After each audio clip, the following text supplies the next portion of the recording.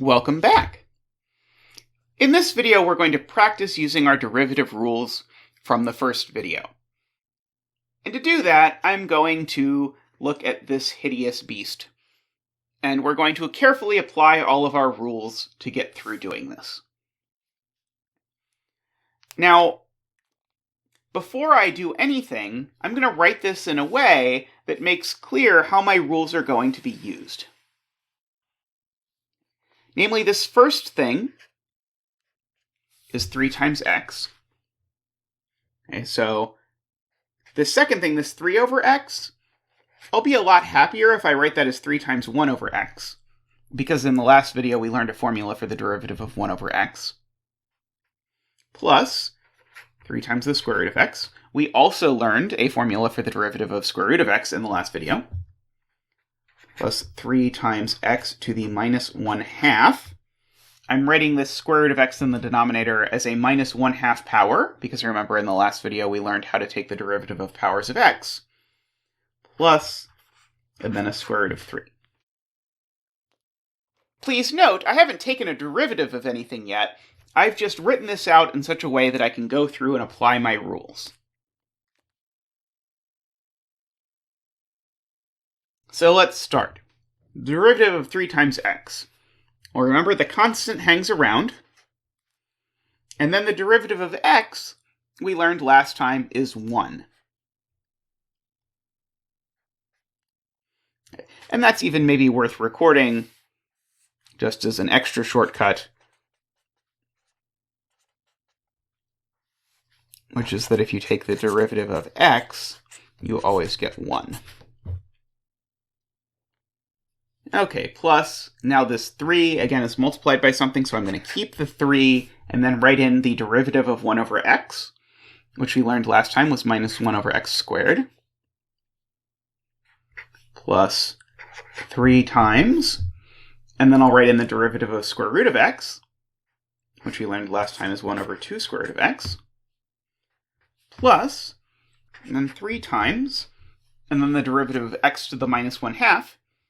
Here I have to use the power rule, so I bring the minus 1/2 down to the front, and then I subtract 1 from the power here, so this is going to be minus 1/2 times x to the minus 3/2 as the derivative of x to the minus 1/2 coming from the power rule.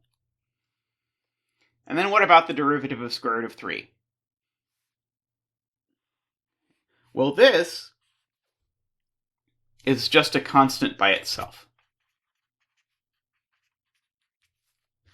And so if we go back to our page where we wrote down our constant rules, we talked about how there were sort of 2 different kinds of constants, and we had to be respectful of those 2 different kinds of constants when we were taking derivatives.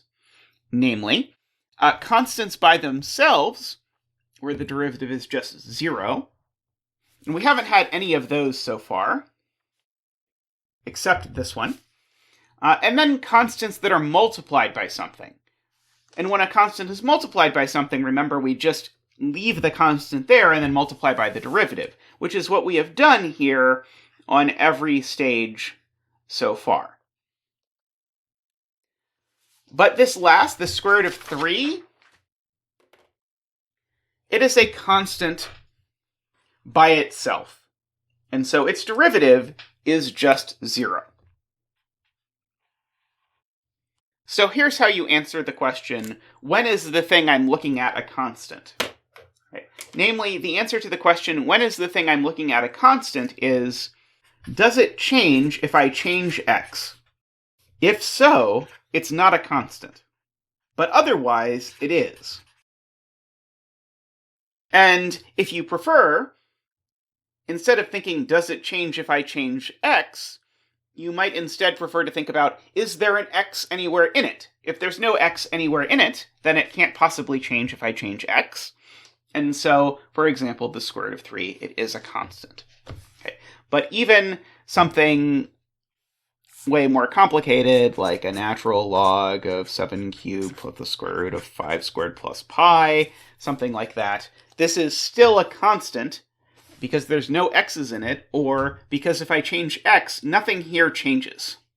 So don't let random stray square roots like this throw you off. Okay, and so now we can finish this answer. So this is going to be 3 minus 3 over x squared plus 3 over 2 root x minus 3 over 2x to the 3 halves. And that's it. That's our answer. And just about every time I teach this course, the first question on the test about this is some version of this, where there's some just giant pile of things that looks like this, where they all look kind of the same, and you just get to grind through all of these various rules. Next up, we have a warning. And the warning is about this kind of derivative. Namely, you might see right away that you know how to take the derivative of 2x plus 1. It's 2. And you know how to take the derivative of 3x minus 2. It's 3. And so that might make you inclined to think, oh, I know easily what the derivative of this thing is. It's 6.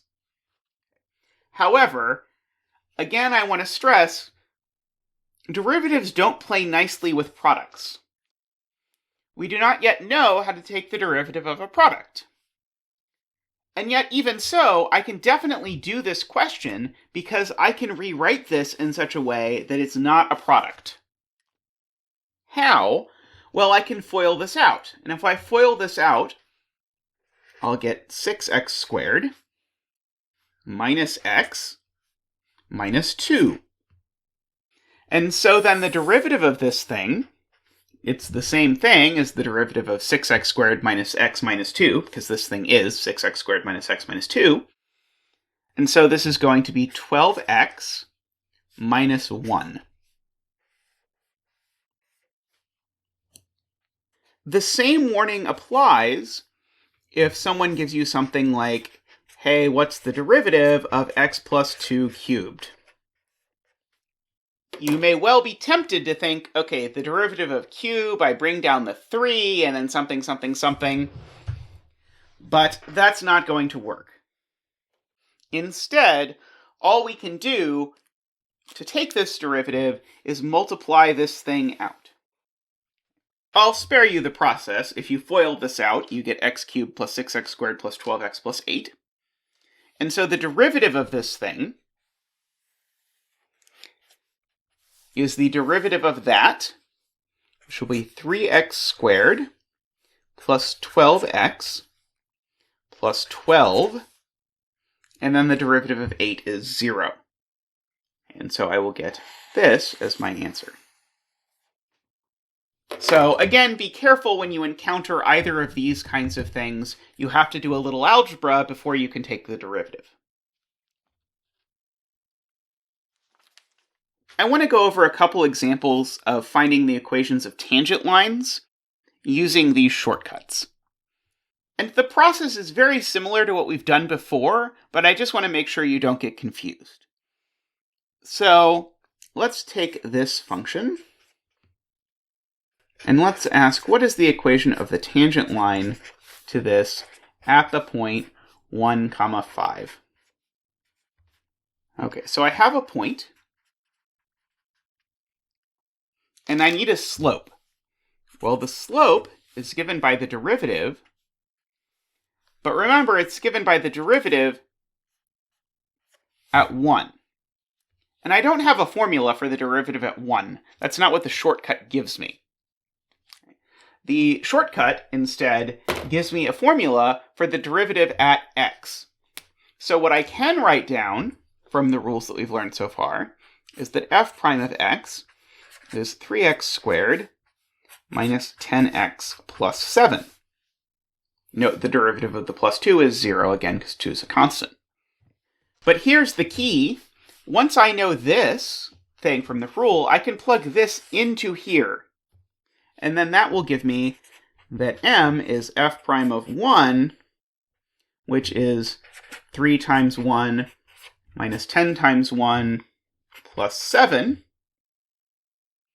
And so, in fact, that is 0. And so that is the slope of our tangent line. it's 0. And so then our tangent line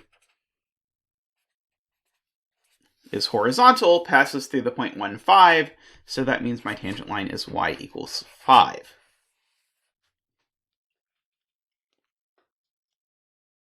Let me do another example of that. Just like in the previous example, we've got a function, we've got a point. Okay, the point is given, we need the slope.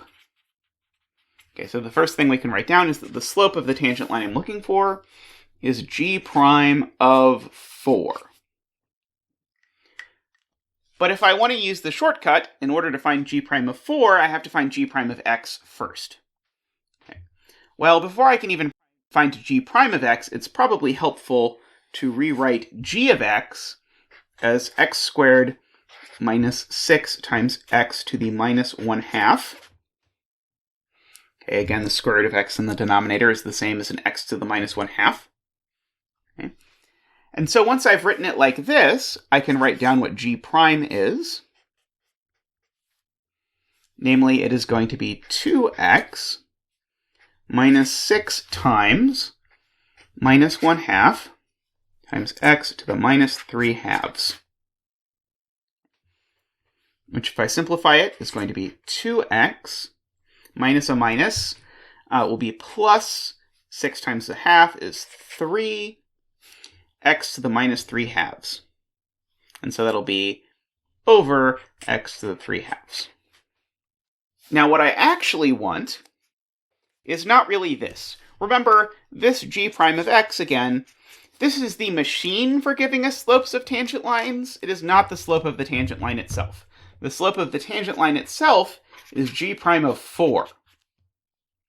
And g prime of 4 will be 2 times 4 plus 3 divided by 4 to the 3/2 power.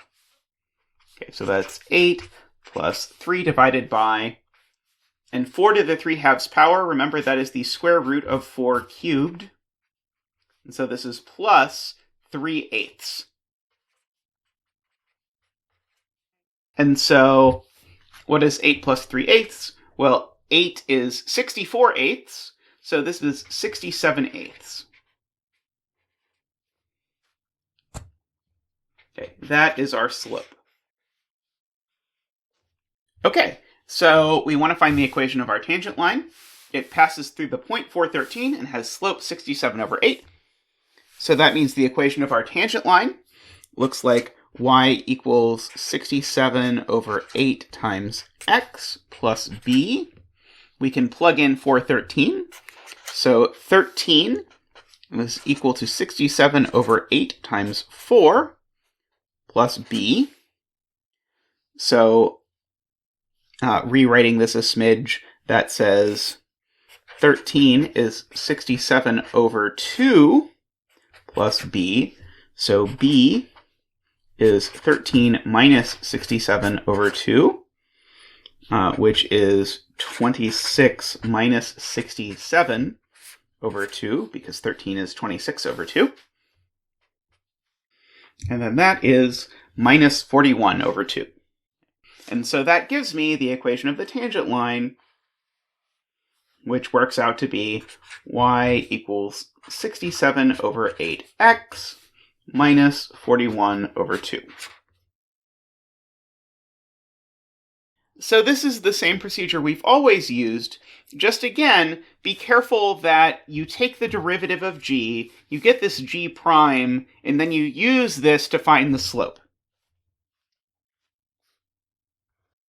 Okay, so here's a new type of exercise. We're given a function, and we want to find all the spots on the graph of that function where the tangent line is horizontal. And I want to remind you, before we get too far into this, that a line being horizontal means its slope is 0. Okay. Well, remember, the derivative allows us to find the slope of the tangent line. So let's calculate the derivative here first.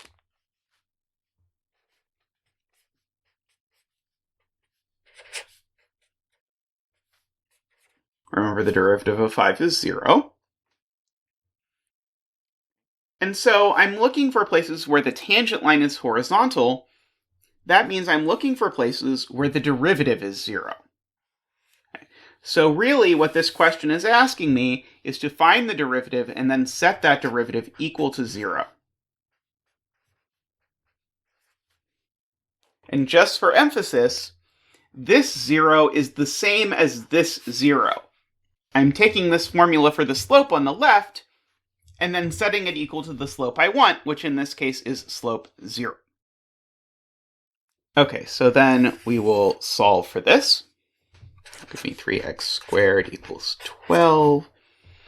X squared is 4. X equals plus or minus 2. So what have I found? I found the x coordinates of the points on the graph where the tangent line is horizontal. Namely, I found there's 2 of them, and they look like 2 comma something, and minus 2 comma something. Now, how do I find the something? And so the sort of almost Pavlovian response that we have at this point is, well, plug it in. So plug in the 2, plug in the minus 2, it'll give us the y-coordinate. I want to sound a slight note of caution here. There's actually 2 things we could conceivably plug the 2 and minus 2 in, the derivative or the original function. And the question is, which do we want to plug them into? And the answer is, I'm looking for a point on the graph. And by on the graph, it means on the graph of f. And so that means I had better plug these 2 things into f, not the derivative. Now, in fact, if you did plug these things into the derivative, what would we get? Well, if we've done our job right, we would definitely get 0 for both of these, right? Because we found the 2 and the minus 2 by taking the derivative, setting it equal to 0, and solving. So definitely I do not want to plug these points into the derivative. I want to make sure I plug them into the original function. Okay, so when I do that, we get f of 2 is 8 minus 24 plus 5. And that is going to give me minus 16 plus 5 is minus 11. Okay. And f of minus 2 will give me minus 8 plus 24 plus 5, which will give me 16 plus 5, which will give me 21. And so the answers to this question are the points 2 minus 11 and minus 221.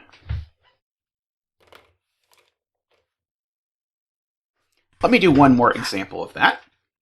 Namely, let's answer the same question. Namely, let's find all the points on the graph where the tangent line is horizontal. But now, on the graph, g of x equals x to the minus 1 plus x to the minus 2. Okay, so we want to take the derivative first. So we can simplify the derivative a bit first. It ends up going something like this. But what is it I'm ultimately interested in? Well, remember what the question was. The question was to find all the points on the graph where the tangent line is horizontal. That is, all the points on the graph where the slope is 0. And we found that by setting the derivative, which tells us the slope, equal to 0. And solving. So I'm going to take minus x plus 2 divided by x cubed and set this equal to 0.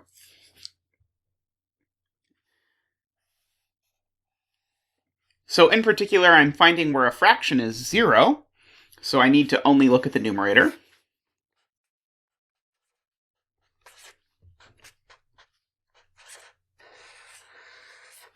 And doing so will give me that x equals minus 2. So there is one point on this graph where the tangent line is horizontal, and its x-coordinate is minus 2. So what's its y-coordinate? Well, its y-coordinate we're going to get by calculating the original function g of minus 2, which is going to be minus 2 to the minus 1 plus minus 2 to the minus 2, which will work out to be minus a half plus a fourth, which will be minus a fourth. And so all told, this will tell me that the one point on the graph where the tangent line is horizontal is minus 2, comma, minus a fourth.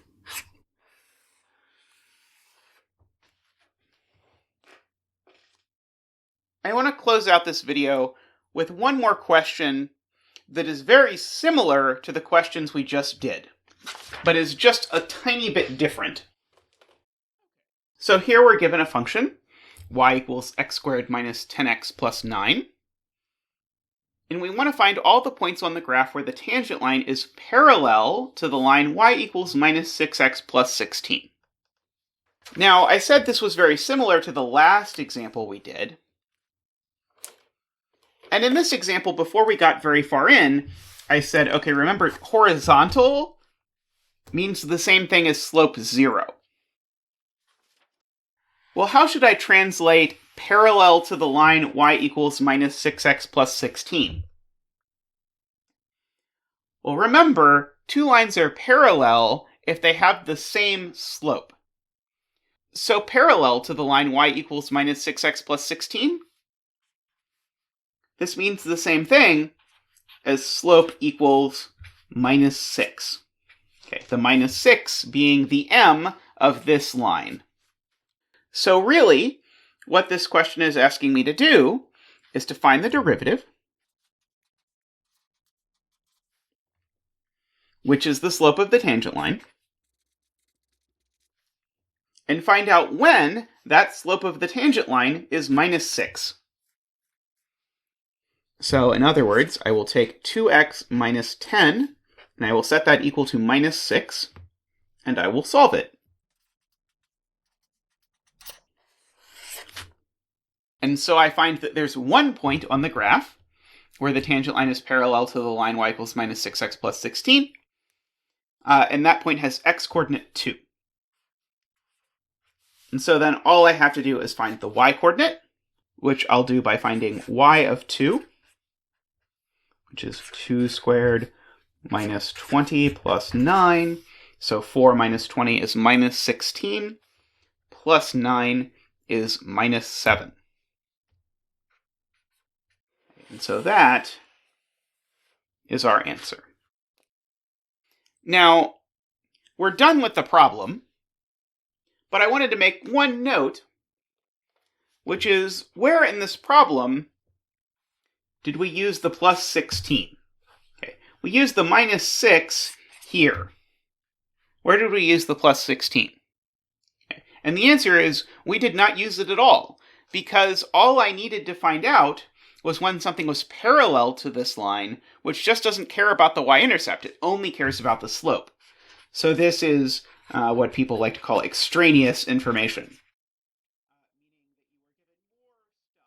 Meaning that you are given some stuff in this problem that's not actually useful. It's not necessary to solve the problem and doesn't help you solve the problem. All right, I'm going to wrap up 3.5 here. You should really make sure, even more than usual, that you go back and do the exercises for 3.5 before you start 3.6. Because as soon as we start 3.6, we're going to be jumping into a bunch of new rules, and it's really important before we jump into new rules that you know the old rules. But that's all for now. I'll see you next time.